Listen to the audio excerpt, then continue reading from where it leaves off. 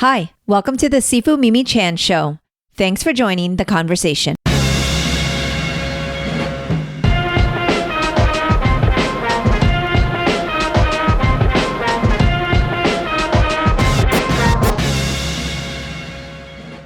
I always enjoy sitting down with Brett Jones, athletic trainer, author of many books on strength training, and overall just an amazing human.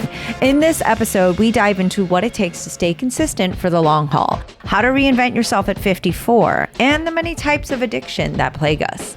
What I value most in my conversations with Brett is his honesty and openness. He doesn't shy away from the difficult topics, and his perspective reminds us that strength is much more than physical training. It's about resilience, self-awareness, and the courage to keep showing up, both in the gym and in real life. I've been enjoying these conversations and hope you have too. If you have, please rate my podcast on your platform of choice and share it with others. If you would like to support with a donation to help keep this podcast going and support the work I do, you can become a patron of the show by visiting my website or patreon.com/SifuMimiChan.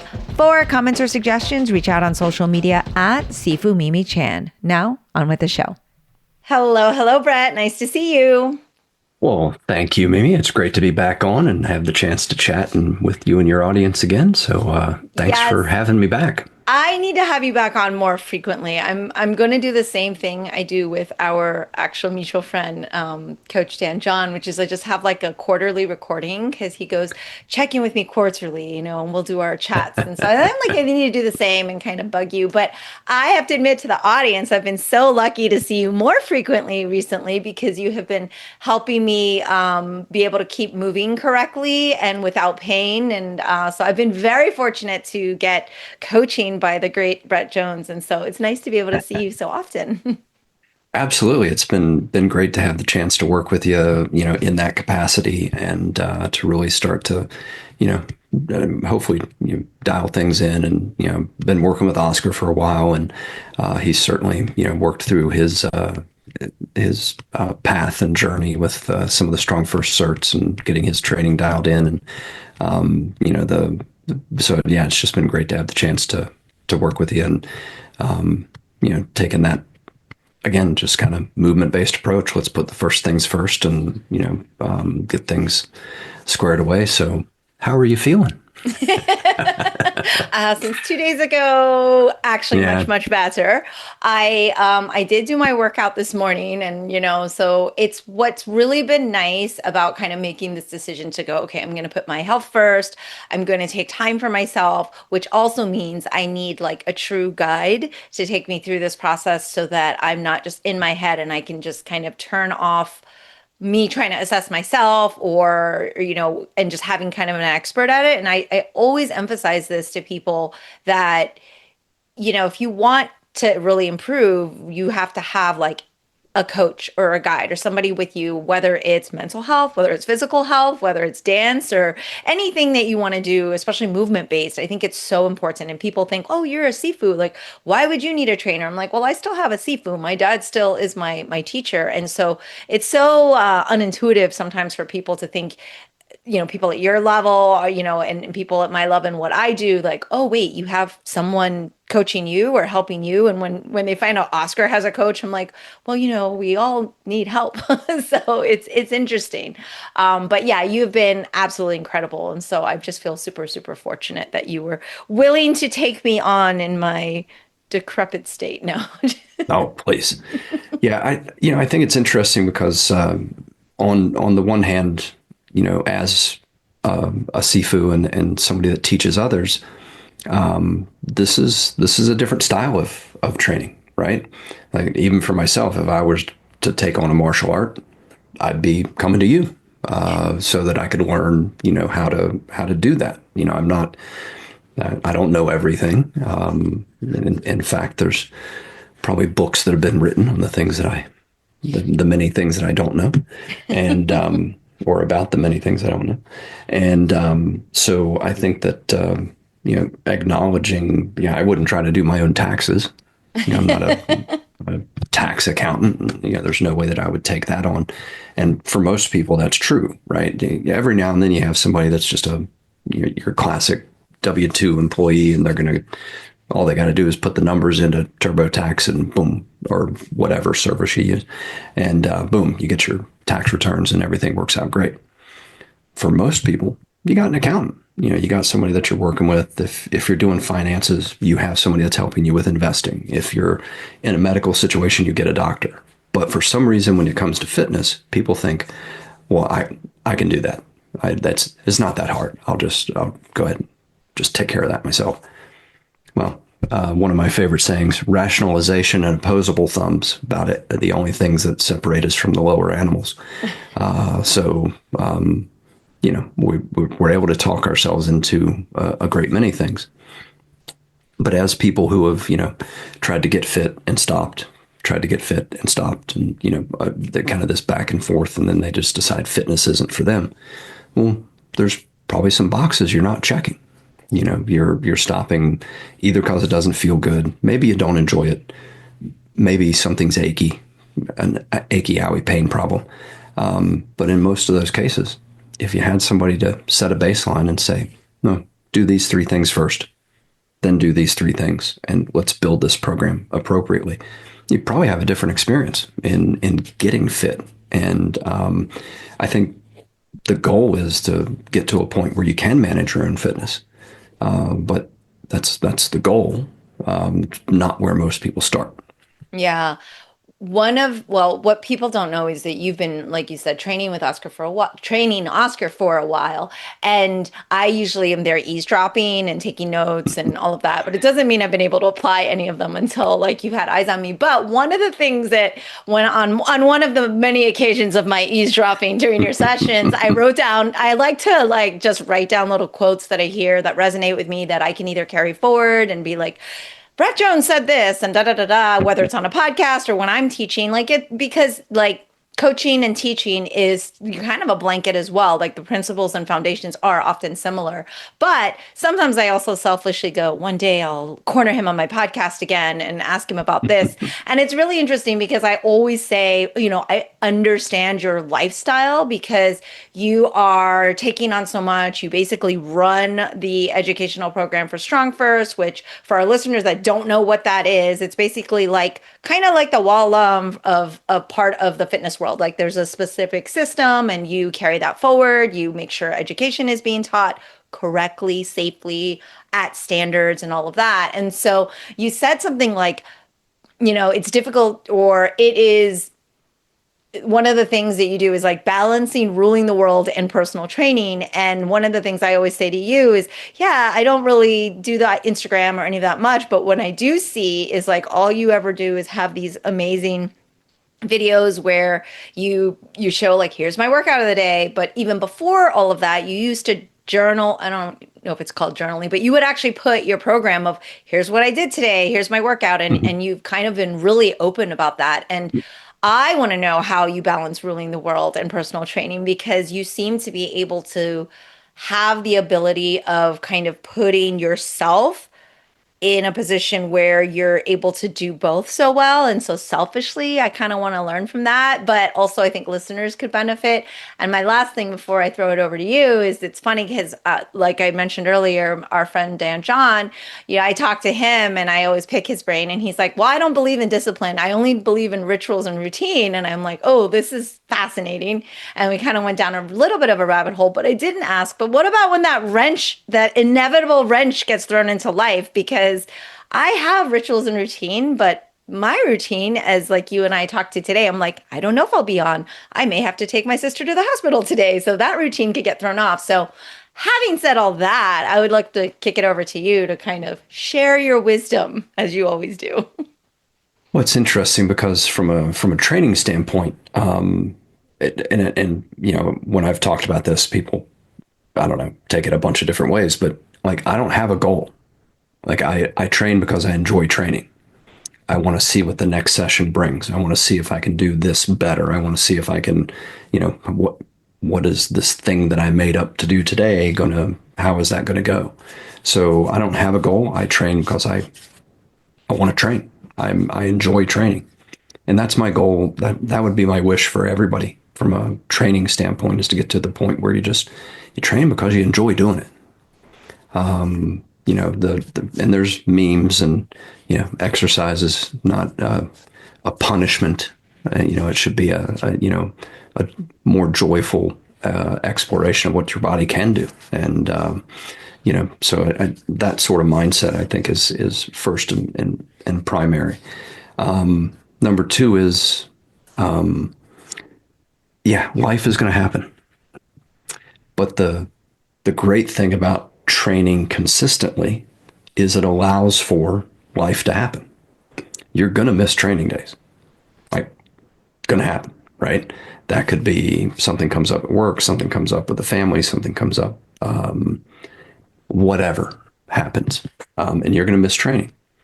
And this is something I try to get my folks to understand. Consistency doesn't need to look consistent in the short term. It needs to look consistent in the long term. So you may initially set up a goal of, I'm going to train 5 days a week. Okay. Well, in reality, that's going to look like 4, 3, 5, 2, 3, 5, 4. But when you average that out over the course of a year, you're probably going to end up hitting 3 or 4 sessions a week on average. Some of those are 2, some of those are 5, some of those are, it's going to scatter. But when you pull back and get the very popular 30,000 foot view nowadays, you're going to see that, there were weeks where things just didn't go according to plan. But boy, when we look at it over the course of this year, pretty great things happened. I got 150, 160 training sessions in. And if you go from 0 training sessions to 150 to 160 training sessions in a year, I'm going to argue some pretty good things are potential there. There's a great potential. So I think that, but then the practicality, like how do you make it happen? You make it happen. The secret, everyone. Brett Jones just shared it. The secret, like yesterday is a good example. I had got some work done in the morning, had a call. I knew I had a gap. And instead of doom scrolling on the social media or diving into the next thing that I need to get done, I said, nope, time to get some snatches in. And so I got my training in, I got a shower, got on to the next thing, knowing that today, session's probably not going to fit in. Like I look ahead and I go, chances of me fitting something in on that day probably not going to happen. But tomorrow, I'm going to be able to make a session happen. This weekend, I'm going to visit some family. Not going to get any training sessions in. So you start looking at your schedule and saying, yep, there's a gap, make it happen, because I know it's not going to happen this day.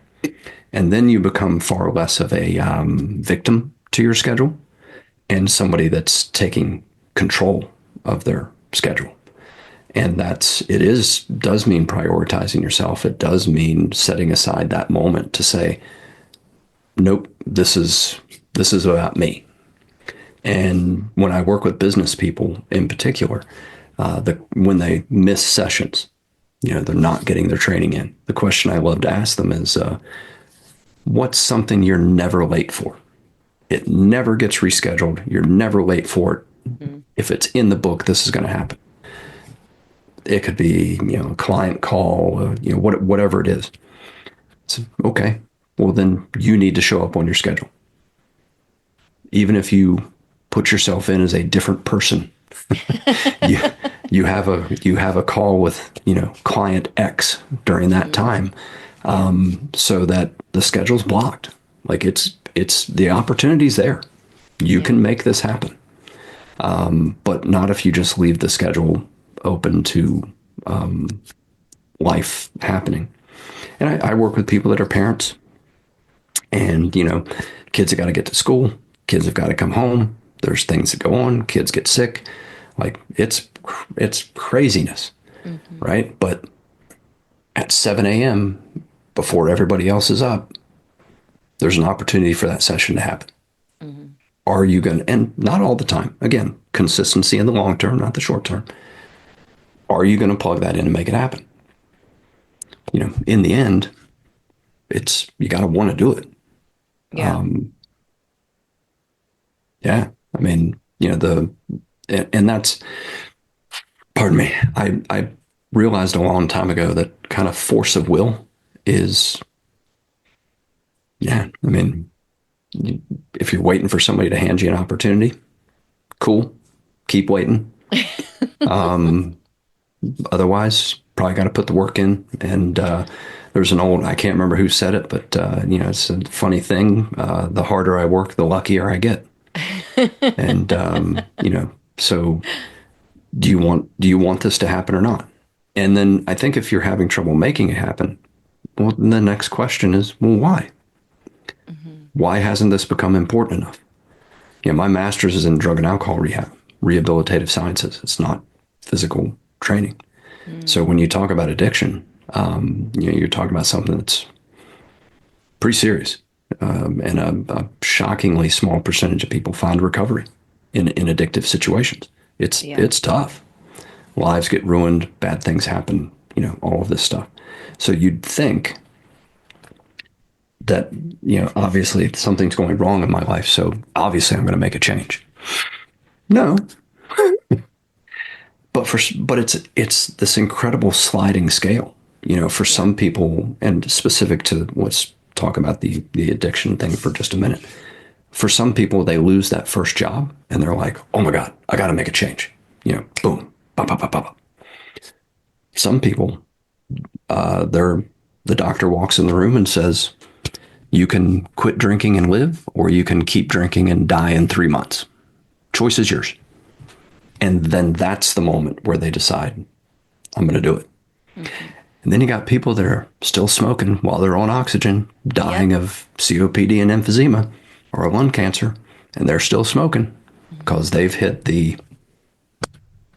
screw it point, and they're just gonna, yeah. Yeah. So yeah. I have a million things in my head right now, and I don't know which one I want to attack first, but oh gosh, this is fascinating to me. So one is like, your expertise in addiction is so fascinating to me because of course, people hear that word and they think drug and alcohol. And I realize now the more people I know that are super functioning in society, let's say, in like their or quote unquote professionals and successful, like we all have addictions. It's just a matter of what we're addicted to. And I think so many people are addicted to that chaos and that stress. And it could be equally as dangerous as some of these other, of course, drug, alcohol, these other external, more obvious addictions, and we don't even realize it. I mean, I've seen equal amounts of damage that can happen because you can go through both mental, physical, financial, all of these spirals from both. And I think we are addicted a little bit to the chaos now, especially because it's being thrown into our faces all the time. And like you said, instead of doom scrolling, I did this instead. But kind of like wrapping that into what you said initially, which was if we want to be healthy, I mean, you didn't, I'm paraphrasing and kind of pulling in here, but like if we want to be healthy, if we want to put our fitness or health or how we want to frame it first, the key there is one, finding something you actually enjoy doing because then it doesn't become a chore. And then two, setting expectations for yourself. And this is probably where I have problems because my therapist, well, everyone knows I got a lot of problems, but my therapist would be like, well, this is where you need to be kind to yourself. And just because you haven't hit 82 days in a row and now on day 83, this wrench happened or whatever, and you just feel like a failure because day 84 doesn't come, like this is not reality. Like to really set those expectations and understand what I love is that consistency in the long term because then it doesn't make you feel like, oh man, I've got this perfect record and if I stop, it's ruined, forget it.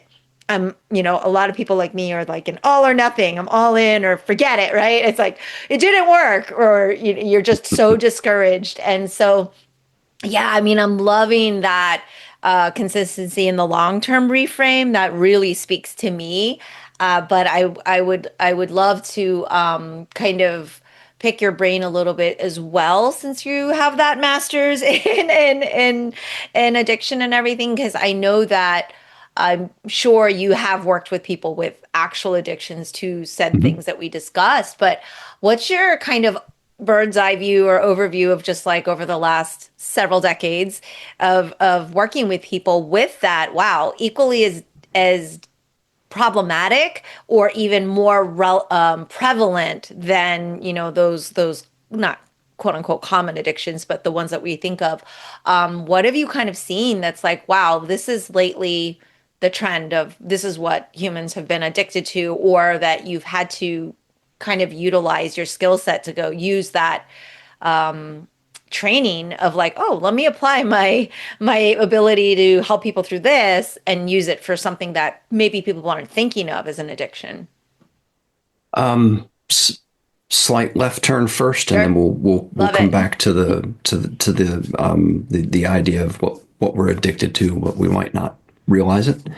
To the concept of something being a chore. Yeah, sometimes it's a chore, Yeah. but toilet still needs scrubbed. Shower still needs washed. You're still going to do wash your towels. The not the less kind version of this is when was the last time you forgot to wipe your butt? Yes. So some things just need to go on your wipe your butt list. This is something that needs to happen. You're going to brush your teeth. Hopefully you're flossing. You're going to scrub the toilet, wash the towels, cook the meals. Like there's things that are chores. Mm-hmm. Okay. Some things just need done. And if something needs to go on your chore list and your wipe your butt list, okay, then it needs to happen. That's something that just needs to get on there. And sometimes, yeah, I do things I don't enjoy. They need done. I don't like scrubbing a shower, but once I do it, and maybe it's a little bit of Bushido sort of mindset. How you do one thing is how you do everything. But that sort of, if I'm going to decide to scrub the shower, I'm going to do a good job scrubbing the shower. Right. So that you, and that's where you can call that dedication. You can call it discipline. Go Jocko Willenick on it. Discipline equals freedom. So to the chore thing, yeah, there's some things that are chores. Suck it up and do it. Not everything's fun. Not everything has to be. Some things just need done. So initially, it might be a chore. Then to the addiction side of things, or just the achieving consistency sort of thing. One of the newer, I would say, concepts in business is fail faster. Don't be afraid of failure. Mm-hmm. Fail faster. Yeah. Find out what's not working faster. It's not final. It's that thing you need to change. Fail faster. Get to the mistake. Get to the thing that's not working. Fail faster. Fail faster. Fail faster. Because if you can do that, you get past the roadblocks. You get past the things that are going to prevent you from moving forward and succeeding. Failure is not final. And you can throw the first attempt in learning sort of acronym for fail into this if that helps. But I don't mind failing. Failing is fine, part of life. And that's the biggest thing that I want when I work with people who are either trying to establish a nutritional habit, an exercise habit, a sleep habit, hydration habit. Some people have to really force themselves to properly hydrate. So when you fail to do that, okay, do it again. Because the greatest determinant in succeeding, and this is a little bit more specific to smoking, but it translates across a lot of different addictions. The greatest predictor of success in stopping or changing a behavior is having tried to change it previously. It's not being successful the first time or the second time or the third time, but it's the accumulation of those attempts that allow you to eventually achieve success. So the biggest thing, and if people walked away with nothing from anything I've ever said in all of the podcasts and videos and things that I put out there, it's that failure isn't final. Fail faster. Get to that pinch point quicker.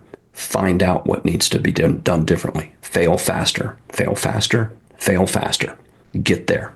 Find out what you need to change, and then do it again. Oh, I was going to work out today and I didn't. Okay, do it tomorrow. I why does not doing it yesterday prevent you from doing it today? Fail faster. Mm-hmm. Get there.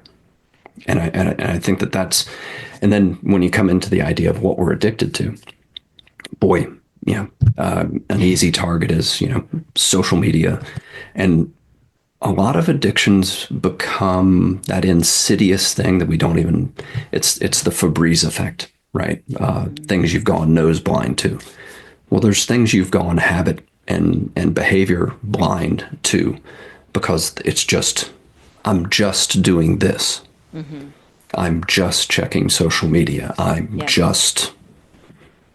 Okay. Well, yeah, you're just doing it at the exclusion of these five other things that actually needed to happen. Yes, yes. Right.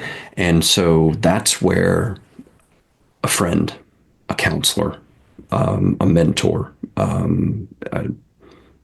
whatever, that outside opinion of, boy, you, we had this thing that you haven't gotten done in 5 weeks. Like, why isn't this getting done? Right. That should be a wake up call. Like, that's Yeah. not, so I think that sometimes there's a lot of times where we do need that outside opinion, that outside view to say, hey, have you noticed this? As those like smaller mini interventions, right? But not the formal one where you walk in and you get the people, everyone in your room. But I mean, it really is a form of intervention, which I think is super important. But that all, of course, as usual, resonates with me the way you put things so succinctly. Because one of the things that we teach our students is like, oh, actually, when you're failing, that is your opportunity for learning.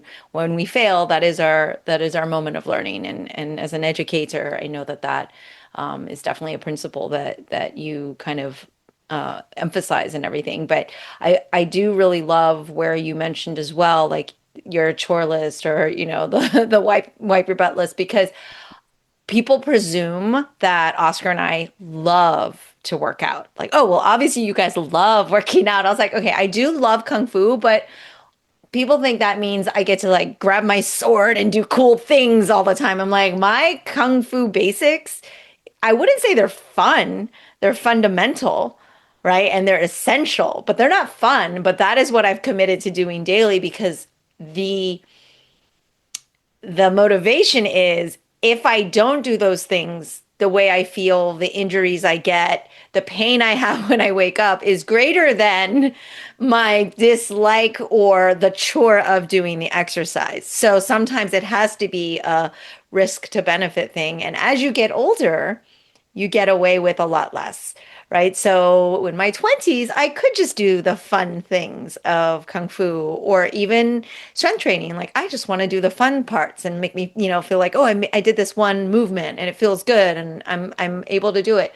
But as you get older, the chore becomes different, right? Like the list that you have to do to maintain and keep your body from just not feeling horrible or breaking is totally different. And I feel like a lot of us, as well as we transition from our 20s, 30s into our 40s, 50s, and above, realize that there's a mental game there where we have to be real with ourselves and say, I accept this. I accept that I'm not going to be able to relive these glory days. I always talk about that I used to literally jump off buildings doing stunts and do wire work. I was like, now I'm a little bit afraid of heights. I go, oh, I don't need to climb this and that. And it's like I used to flip off of things, right? And now I'm like, oh, I got to do my calf raises in order to get my ankles ready to land on a 2-inch jump, right? It's just like you have to kind of re-examine yourself and be real with yourself, which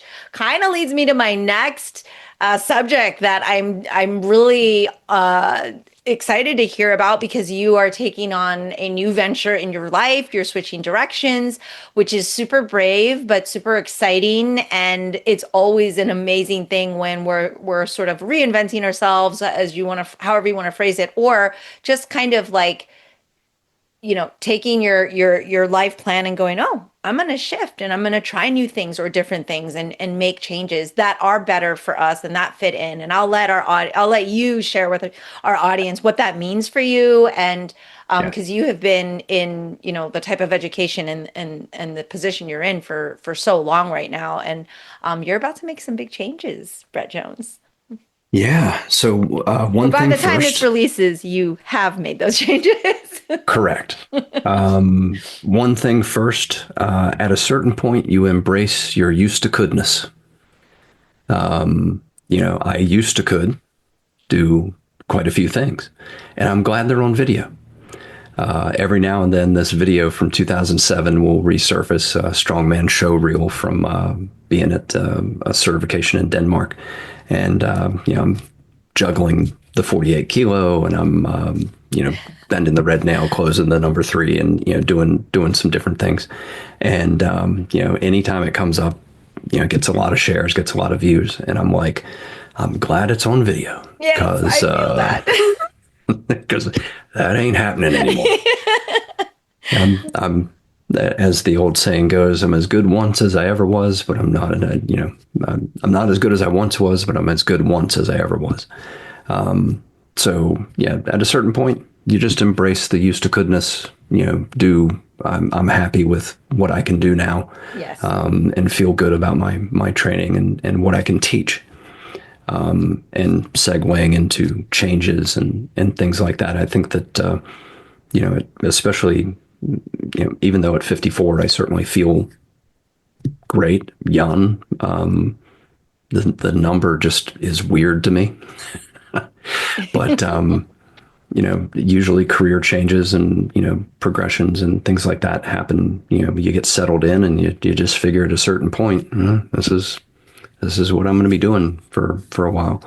And not that I'm changing careers, but I am going to be focusing on moving into working with an online coaching group called Kettlebell Transformation, that where I'll be one of their coaches and working within their system. Now, part of that is going to be stepping away from my director of education role within Strong First. And that has been, and I was talking to my counselor about this today. Like there's personal identity wrapped up in that for me, right? People associate me with Strong First and working with Pavel and working with FMS, and I'll still do some work with FMS, but I'm stepping away from this education role where I've been trying to drive forward the curriculum and the progressions for the School of Strength, and working with Pavel for over 22 years. And, within that, the burden that I have felt over the years is that people are taking the information they get from us and they're using it to benefit their business, which puts food on the table and money in the bank. And like, I think if you don't feel that burden, you should probably reevaluate whether you should be in education in this way or not. And so stepping away from that is a challenging yet exciting moment to refocus. I haven't been able to do one thing in over 20 years. I've been doing a combination of things: traveling, teaching, presenting, director of education, putting out projects and videos and books and different things. It's been a mix of a lot of different things. The travel has had me miss far more than I ever wanted to miss, and didn't realize it until it was in the rearview mirror, and there's nothing you can do about it. And so this opportunity to focus, to work within this group, and to really change things, what I feel like will be for the better for myself. That's the other thing, is that being a loyal guy, I've hung in.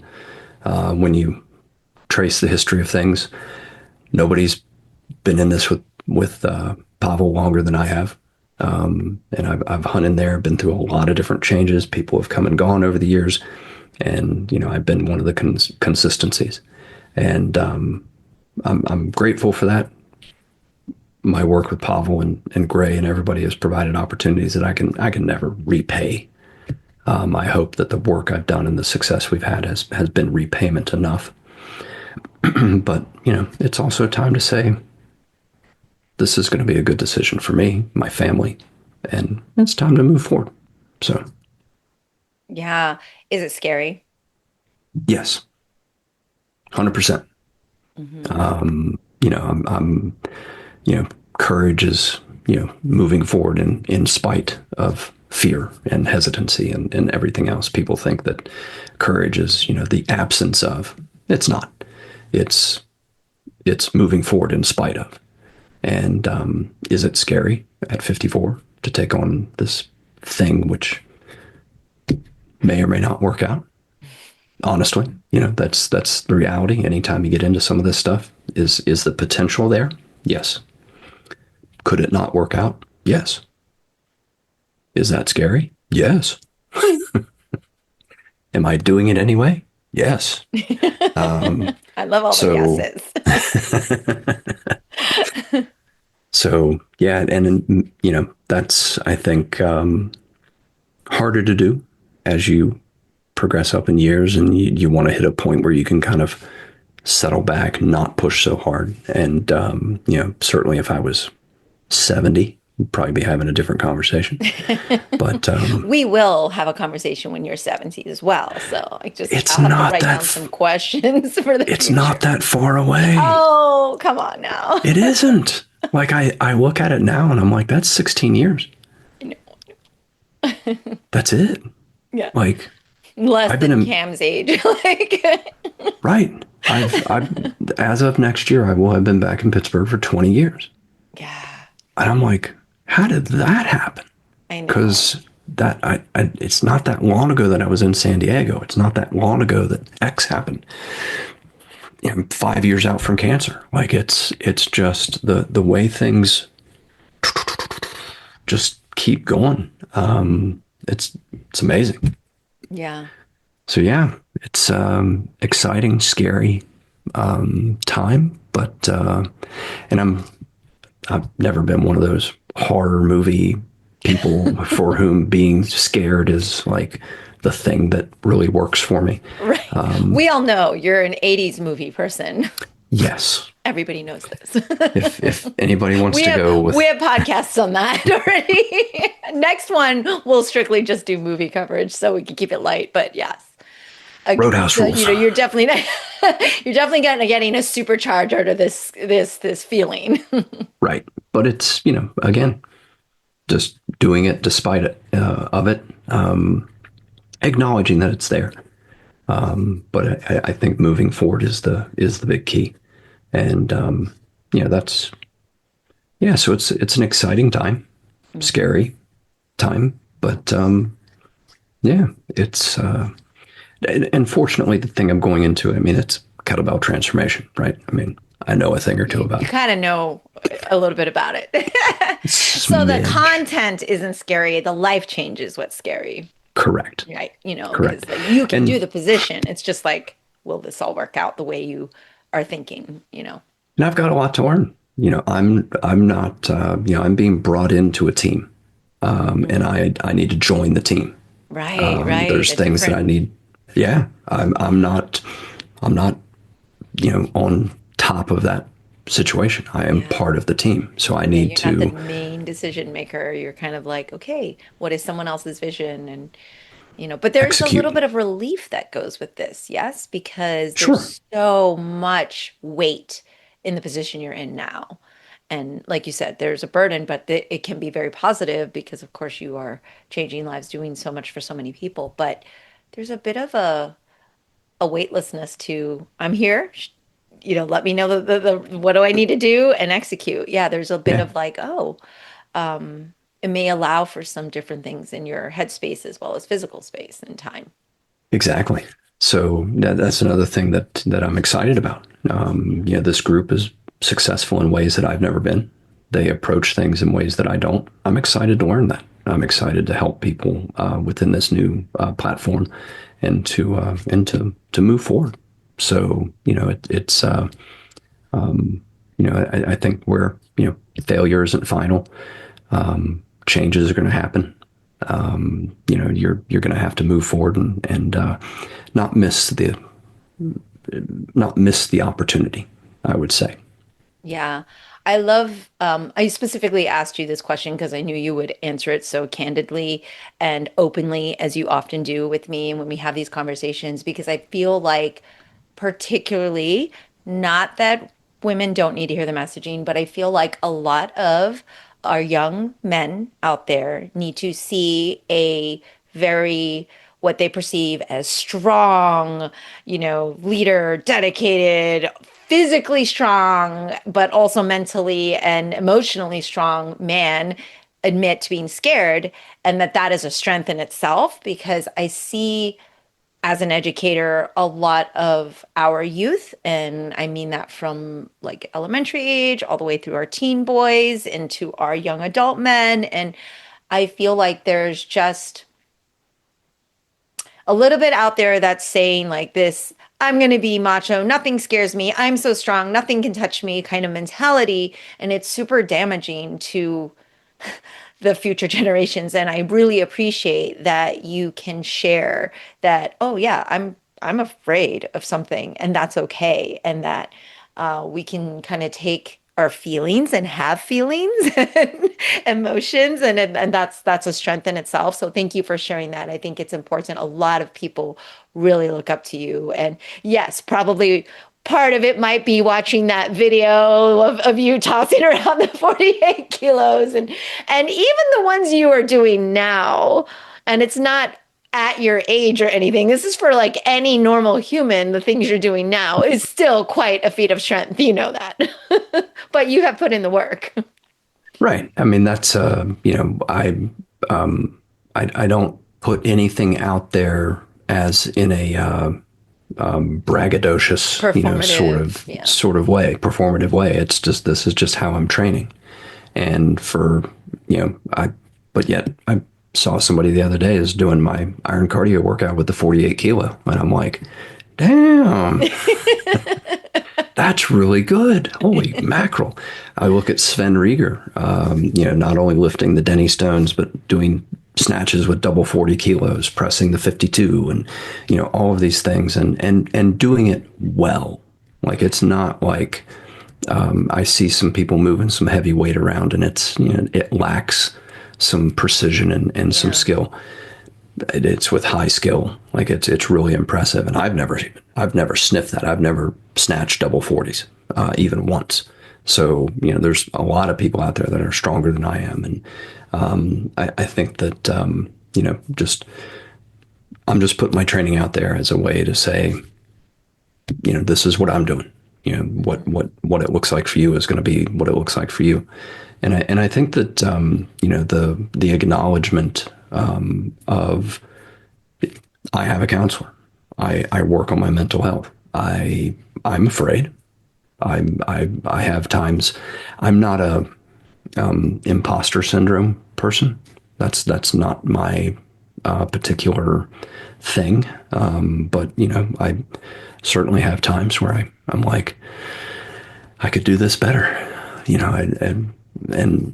But I think that's that's a good and healthy thing. And there is a lot of, I think, confusion right now around masculinity, toxic masculinity, different things like that. And kids are coming up in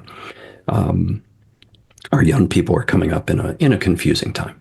And I think that recentering, connecting with people, we're disconnected. And I think that having those opportunities to connect with people is super important. I agree. And that is also why I'm grateful to you for taking time out of your very busy, busy, busy, busy day and all the chores that you have to do to have these conversations with me, because I know you are, of course, in the circles of strength and conditioning and kettlebells and fitness on all the podcasts. I feel like at least in this conversation, you do reach a different audience that maybe don't know even really know who Brett Jones is, which is kind of crazy because it's like your ninth time on on this podcast. I'm sure they know because of our relationship, but we have other people I think that can really always benefit from these conversations and kind of hearing your perspective. So I really appreciate that. On a lighter note, as we wrap up, what fun things are you watching or reading? I know you've taken a lot of nonfiction things and whatever, and do things for work and enrichment. But what fun things have you been enjoying to just like step away from the reality of sometimes this very chaotic and depressing world? Let's be real. Yeah, I mean it's hard, and I gave this advice on a recent podcast actually. Take a news fast. Oh, Just turn away from it, and that's Stephen Covey's 7 Habits of Highly Effective People advice from business school years ago, Wow. right? Yeah. He even back then he was advocating for like at least a week long news fast on a Okay. regular basis to get away, and now it's so oppressive. So what am I? Only Murders in the Building. Oh, okay. See, I didn't keep up with it. I was still on the LA. Obsessed. Really? Okay. Yeah, Okay. Maybe I got to get back on it. it is. I think they found their footing in the first season, Yes. and Love the first season. Oh, the, I mean, Steve Martin Short, yeah. Selena I adore Gomez, them. I mean, brilliant. ever Oh, since like Three Amigos and on I mean, oh my God. yeah, Yeah. That they're like magic. So yeah. The whole thing. I mean, it's what so season are they funny. on now? 5. Five. Yeah. I think I'm still in four. Yeah, because you mentioned LA, so that would track. So yeah, that's one of the things. They are a delight. I do goofy things like Forged in Fire, Okay. which is a Okay. show about forging. I've never forged a blade. Yeah. But whatever reason, this was like a pandemic thing that kind of stuck after the fact is Yeah. cooking shows Okay. and Forged in Fire. Like Interesting. And do you cook though? well, yeah, I Yeah. cook, but I Yeah, wouldn't right. say I wouldn't say I chef. Right, right, right. You're like, I must feed myself and therefore I cook. Exactly. We've got a few go-to You're like, I dishes that dabble, we I do. dabble. Yeah, I can hold my own. I'm starting to understand sweet, salty, acid, heat, Okay. Yes.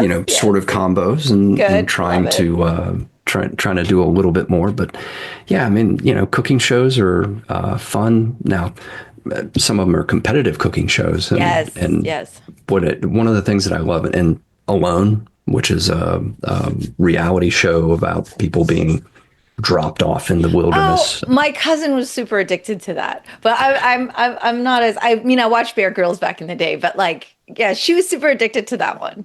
Yeah, it's unique in that the people when they're dropped off, they're alone and Right. they're filming Hence the name. themselves. There's no filming crew. That's a Yeah. common thing where oh yeah, they're alone, but the filming crew. No, Yeah, no, no, but they're like on their own, yeah. really on their own. And they did one in South Africa recently, which was really tough. So the thing that's interesting, in addition to the natural beauty, is the decision making.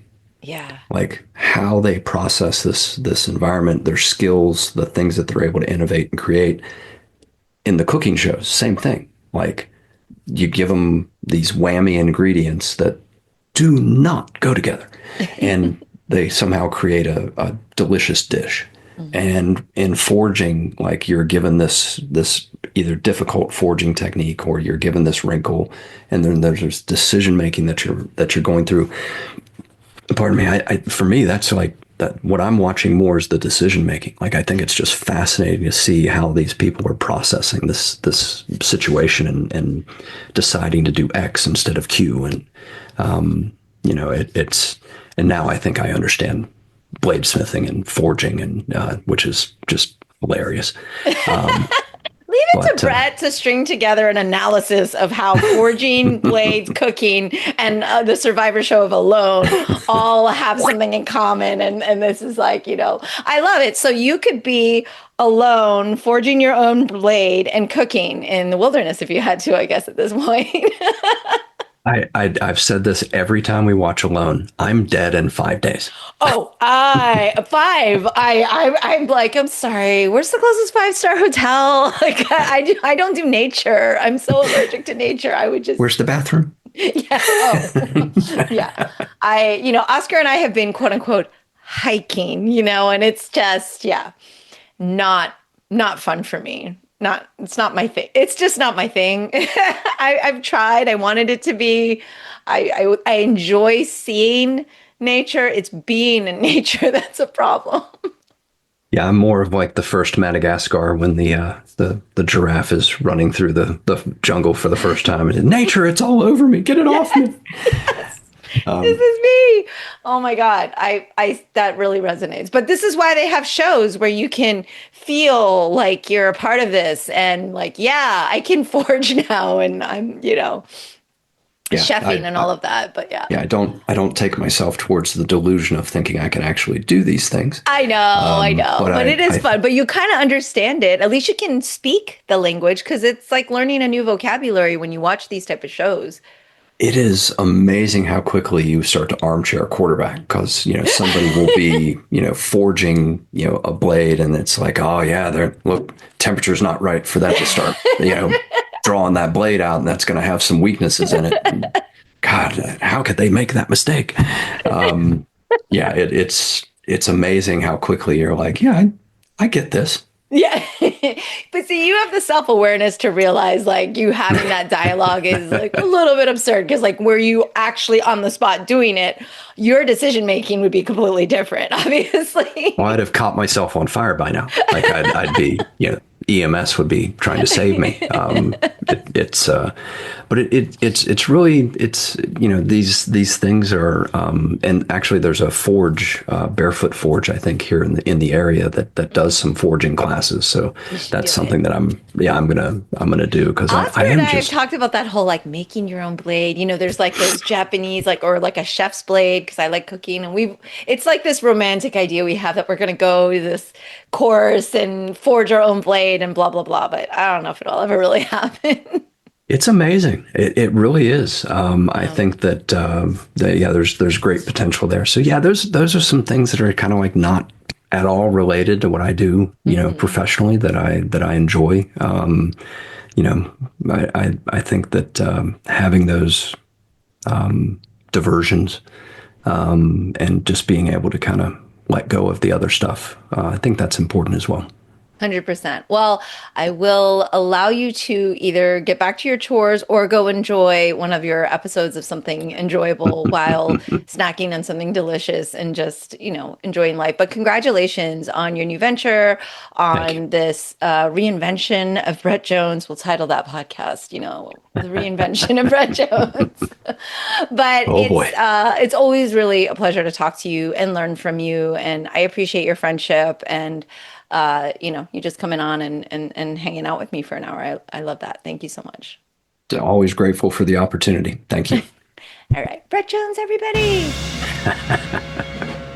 That's all for today's episode. Thanks for listening to The Sifu Mimi Chan Show. Please subscribe and rate my podcast on your platform of choice and leave a review. You can become a patron of the show at patreon.com/SifuMimiChan to help keep this podcast going. Follow me and interact on social media at Sifu Mimi Chan on Instagram or Facebook.